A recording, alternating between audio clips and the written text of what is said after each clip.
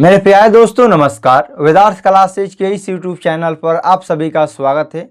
दोस्तों आज की क्लास में हम लोग प्रश्नावली 3.4 के दूसरा के पहला और दूसरा सवाल को हल करने वाले हैं। जैसा कि दोस्तों सवाल आपके स्क्रीन पर दिखाई दे रहा है, यदि हम अंश में एक जोड़ दें तथा हर में एक घटा दे तो भिन्न एक में बदल जाती है। यदि हर में एक जोड़ दे तो वह 1/2 हो जाती है। तो भिन्न ज्ञात कीजिए। तो चलिए इस सवाल को हम लोग बनाने का प्रयास करते हैं। यदि आप हमारे चैनल पर नए हैं तो चैनल को सब्सक्राइब कर दीजिए, इस वीडियो को लाइक कर दीजिए। यदि आपका कोई भी दोस्त मित्र भाई बहन 10वीं कंप्लीट तैयारी करना चाहते हैं तो इस वीडियो को शेयर करके सब्सक्राइब जरूर करवाइए। तो दोस्त सवाल में क्या बोला है कि अंश में एक जोड़ दे हर में एक घटा दे तो भिन्न एक में बदल जाती है। तो सबसे पहले मानेंगे कि अंश कितना है और हर कितना है। तो जब भी आपको ऐसा दो चर वाला रैखिक समीकरण मिलता है तो आपको लिखना है कि माना कि अंश बराबर x हर बराबर y, अंश बराबर x हर बराबर y, और इसके नीचे लिखना है भिन्न बराबर क्या होता है? भिन्न बराबर होता है, आप लोग बचपन में पढ़े हैं, अंश बाटा में हर। भिन्न बराबर क्या होता है दोस्त? अंश बाटा में हर। तो अंश हमेशा ऊपर होता है और हर हमेशा नीचे होता है, और इसी का मान हमें ज्ञात करना है, क्योंकि सवाल में बोला है कि भिन्न ज्ञात कीजिए। तो अंश को हमने मान लिया x, हर को मान लिया y, और भिन्न बराबर हो जाएगा अंश बाटा में हर, यानी कि x बाटा में y। तो प्रश्न से क्या बोलता है मेरे भाई मेरे दोस्त? प्रश्न से बोलता है कि अंश में एक जोड़ दे हर में एक घटा दे, यानी कि अंश ऊपर वाला हो गया और हर नीचे वाला हो गया। तो अंश में एक जोड़ दे यानी कि ऊपर आपको एक जोड़ देना है, हर में एक घटा दे यानी कि आपको नीचे एक घटा देना है। जब आप अंश में एक जोड़ दीजिएगा और हर में एक घटा दीजिएगा तो आपका भिन्न किस में बदल जाएगा? तो आपका भिन्न एक में बदल जाएगा। ये कहने का इसका तात्पर्य है, क्योंकि सवाल में बोला है अंश में एक जोड़ दे, तो अंश में हमने एक जोड़ दिया, हर में एक घटा दे तो हर में हमने एक घटा दिया, तो भिन्न किस में बदल जाता है? तो भिन्न एक में बदल जाता है। और ये भाग में है तो इधर आएगा तो क्या हो जाएगा दोस्त? गुणा हो जाएगा। तो x + 1 बराबर y - 1। आप सर इसमें एक से गुणा क्यों नहीं हुआ? आप किसी भी संख्या में एक से गुणा कीजिएगा तो उसका मान वही आएगा। आप चाहे 10,000 में एक से गुणा करिएगा तो भी 10,000 आएगा, 5 लाख में एक से गुणा कीजिएगा तो भी 5 लाख आएगा, या 5 में एक से गुणा कीजिएगा तो भी 5 आएगा। तो यहाँ पर y - 1 भाग में है और इधर गुणा करेंगे एक से, तो एक से गुणा करने पर वही मान आएगा, फर्क पड़ने वाला कोई नहीं है।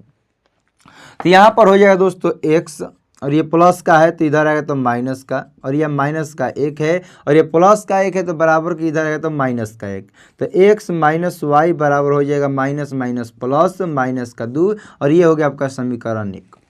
और तो हम लोग जानते हैं कि दो चर वाले रैखिक समीकरण को हल करने पर दो समीकरण बनता है। तो अभी हमने समीकरण लिया है 1, अब आपको निकालना है समीकरण 2। तो समीकरण 2 में आगे वाले लाइन को पढ़िए कि क्या बोला है।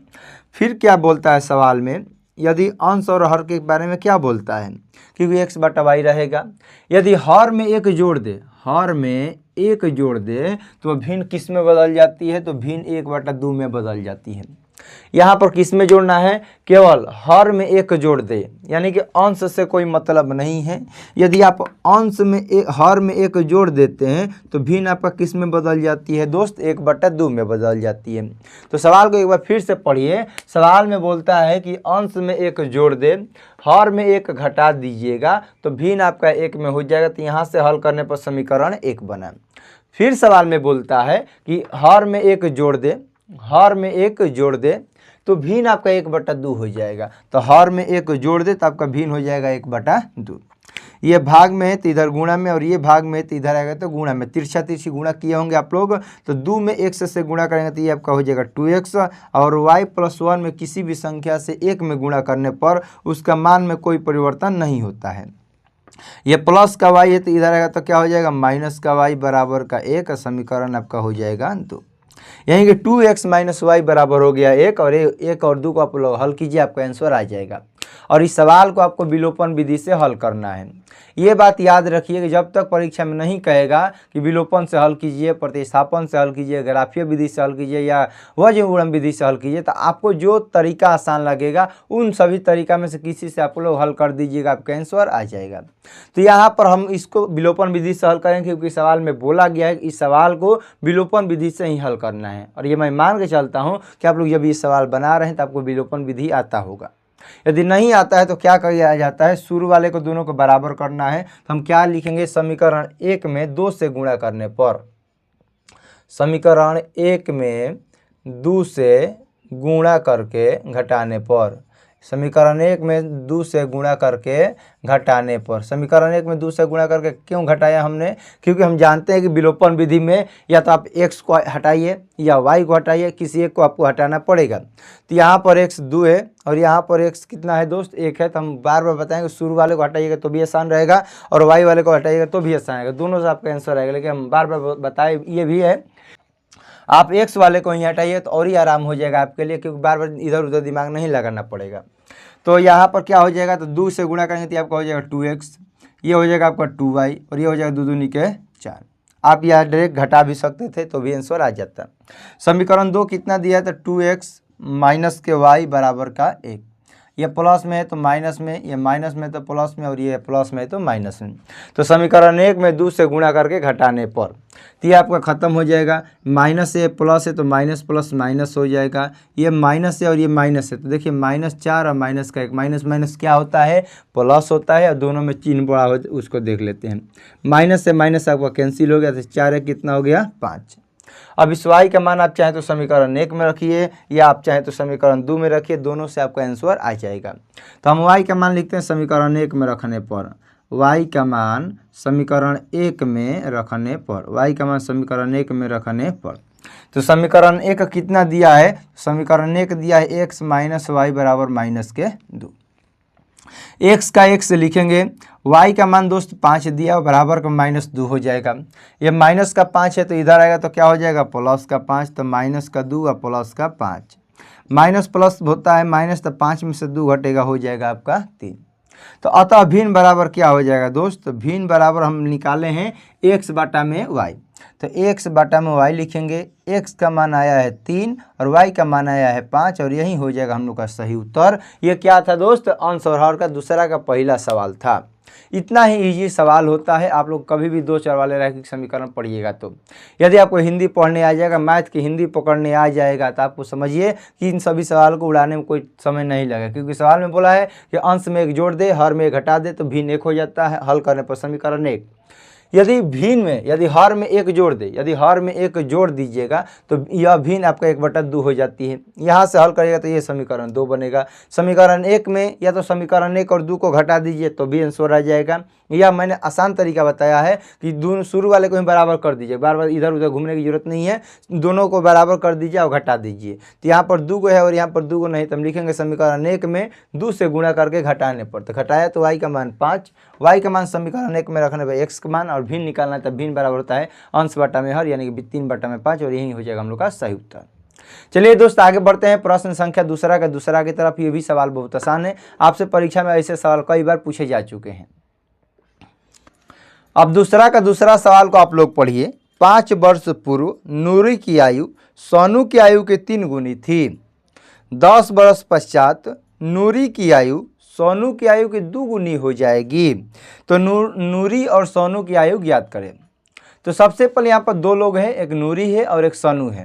तो यहाँ पर नूरी और सोनू का आयु हमें ज्ञात करना है, उम्र बताना है। तो सबसे पहले आपको लिखना पड़ेगा, माना कि नूरी का उम्र x वर्ष और सोनू का उम्र y वर्ष। तो पहला स्टेप में ये आप लोग काम कीजिए, माना कि उत्तर में हम लिखते हैं माना कि, क्योंकि सवाल में यहाँ पर मान नहीं दिया कि नूरी कितना बरिस के है और सोनू कितना बरिस का है। तो जब कुछ नहीं दिया जाता है तो आपको एक को x मान लेना है और आपको एक को y मानना है। माना कि नूरी की आयु बराबर x वर्ष, नूरी की आयु बराबर x वर्ष तथा सोनू की आयु बराबर कितना हो जाएगा मेरे भाई, y वर्ष हो जाएगा। क्योंकि सवाल में बोला है कि नूरी और सोनू की आयु कितनी है। तो माना कि नूरी की आयु बराबर x वर्ष, सोनू की आयु बराबर y वर्ष है। अब प्रश्न से क्या बोलता है मेरे भाई मेरे दोस्त, प्रश्न से बोलता है कि 5 वर्ष पूर्व, 5 वर्ष पूर्व, 5 वर्ष पूर्व, ध्यान से सवाल को समझिए। सवाल में बोला कि 5 वर्ष पूर्व, तो मान के चलिए एक है ए और एक है दोस्त बी। इसका उम्र है 22 वर्ष और इसका उम्र है 18 वर्ष। हम बोले कि 5 वर्ष पहले दोनों का उम्र कितना होगा, 5 वर्ष पहले, 5 वर्ष पहले एक की आयु कितना होगा। तो कहेगा सही, यदि आज 22 वर्ष का है तो 5 वर्ष का बात करेगा तो 5 वर्ष पहले इसका 5 हम लोग क्या कर देंगे, कम कर देंगे। तो 5 कम करेंगे तो कितना हो जाएगा, 17। यदि 5 वर्ष पहले ए 17 वर्ष का है तो 5 वर्ष पहले बी कितना वर्ष का होगा। तो आप कहिएगा कि सर यदि ए 17 वर्ष का है तो बी 13 वर्ष का हो जाएगा। कितना वर्ष का हो जाएगा, 13 वर्ष का हो जाएगा, क्योंकि 5 वर्ष दोनों के बारे में चर्चा कर रहा है। यदि मान के चलिए ए का उम्र आज 22 वर्ष है, बी का उम्र आज 18 वर्ष है, तो 5 वर्ष पहले दोनों का उम्र कितना होगा, तो दोनों का उम्र 5 हम लोग कम कर देंगे। तो यदि 22 वर्ष का है तो 17 वर्ष का हो जाएगा और ये 18 वर्ष का है तो ये 13 वर्ष का हो जाएगा। तो सवाल में यही बोला है कि 5 वर्ष पूर्व, तो 5 वर्ष पूर्व यानी यदि मान लीजिए ए नूरी x वर्ष की है और सोनू y वर्ष का है, तो 5 वर्ष पहले यानी कि 5 वर्ष इसका भी कम कर देंगे और 5 वर्ष इसका भी कम कर देंगे। तो सवाल पढ़िए कि 5 वर्ष पूर्व नूरी की आयु सोनू की आयु की 3 गुनी है। किसकी आयु की 3 गुनी है, सवाल को ध्यान से पढ़िए, हिंदी वाला सवाल तो यही मजा आता है पढ़ने में। 5 वर्ष पूर्व नूरी की आयु सोनू की आयु की 3 गुनी है। तो सबसे पहले 5 वर्ष पहले नूरी का आयु ये हो गया, 5 वर्ष पहले सोनू का आयु ये हो गया। तो सोनू की आयु की 3 गुनी, जितना वर्ष का सोनू है उसका 3 गुना कौन है दोस्त, नूरी है। ये आपका कहने का तात्पर्य है और यही आपका हो जाएगा समीकरण 1। 5 वर्ष पूर्व, 5 वर्ष पूर्व, 5 वर्ष पूर्व नूरी की आयु सोनू की आयु की 3 गुनी है। 5 वर्ष पूर्व नूरी की आयु सोनू की आयु को कितनी गुनी है, 3 गुनी है। तो यहाँ से अब आपको हल करना है x - 5 बराबर 3 में y से गुणा करेंगे तो 3y, 3 में 5 से गुणा करेंगे तो 3 × 5 = 15। ये x और ये प्लस में तो माइनस में हो जाएगा और ये माइनस का है तो ये क्या हो जाएगा, प्लस का हो जाएगा। तो x - 3y बराबर -10 और ये हो गया आपका समीकरण 1। इतना मैं आशा करता हूँ कि आपको समझ में आ गया है। फिर सवाल को पढ़िए क्या बोलता है। सवाल बोलता है कि 10 वर्ष पश्चात, अब यहाँ मैं आप फिर पढ़ के बताता हूँ। 10 वर्ष पश्चात, 10 वर्ष पश्चात, 10 वर्ष पश्चात मतलब कि 10 वर्ष के बाद। यदि आज मान के चले ए की आयु 22 वर्ष है, बी की आयु 18 वर्ष है, तो 10 वर्ष के बाद इन दोनों का आयु कितना हो जाएगा। तो आप कहिएगा कि सर यदि ए आज 22 वर्ष का है तो 10 वर्ष बाद कितना वर्ष का हो जाएगा, 32 वर्ष। कैसे मालूम चला, क्योंकि 22 में हमने 10 को जोड़ दिया।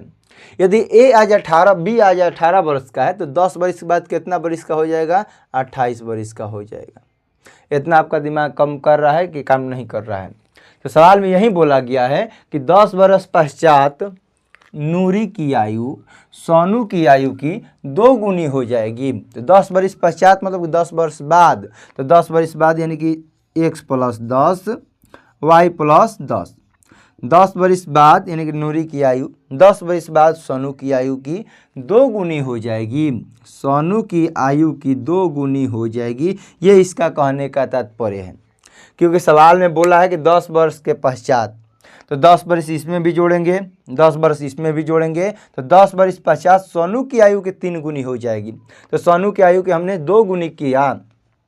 तो यहाँ से आप लोग हल कीजिए, x + 10 बराबर हो जाएगा 2y + 20।